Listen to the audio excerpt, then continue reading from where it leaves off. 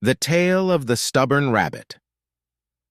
In the heart of a lush green forest, there lived a young rabbit named Tico. Tico was fast and clever, with sleek white fur that shimmered in the sunlight. But there was one thing that set Tico apart from the other animals in the forest. He was incredibly stubborn.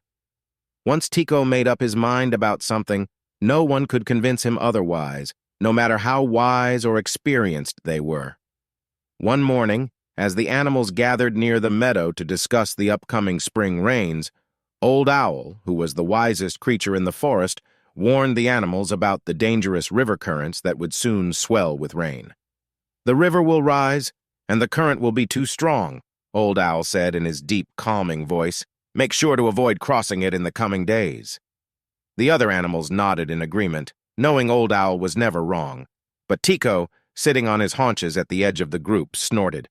"What nonsense! I cross the river every day and I've never had a problem. Why should this time be any different?" The animals looked at Tico with concern.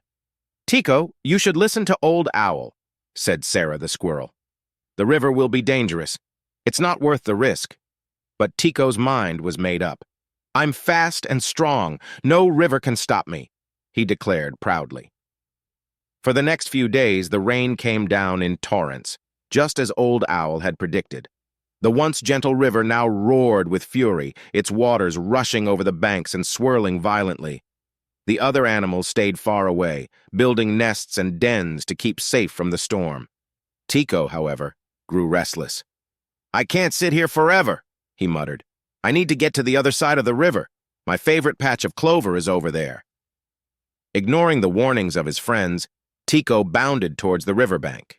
When he arrived, he saw the waters churning wildly, but his stubbornness was stronger than his fear. "I'm not scared of a little water," Tico muttered to himself. "I'll show them." With a leap, he jumped into the water. For a moment, he managed to swim against the current, his powerful legs kicking hard. But soon, the force of the river overpowered him. The current grabbed hold of him, pulling him under. Tico struggled, his breath coming in panicked bursts as the water swirled around him, pushing him downstream. Just as Tico feared he might drown, a large branch from an overhanging tree brushed against him. With all the strength he had left, he grabbed hold of the branch and clung to it, gasping for air.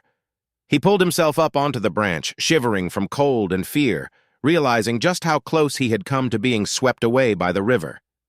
As he sat there, wet and exhausted, Tico saw Old Owl gliding down to the bank. The wise owl perched on a nearby rock and looked at him with gentle eyes. "Tico," Old Owl said softly, "sometimes strength and speed aren't enough. Wisdom comes from listening to those who know more than we do." Tico's ears drooped as he realized how foolish he had been. He had let his stubbornness blind him to the danger, thinking he knew better than everyone else. But in that moment, sitting on the branch, he understood that being wise wasn't about being the fastest or the strongest. It was about knowing when to listen. "I'm sorry, Old Owl," Tico said, his voice full of regret.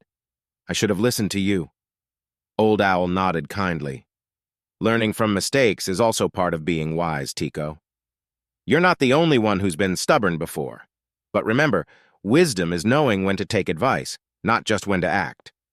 From that day forward, Tico became known not just for his speed, but for something more important, his willingness to listen.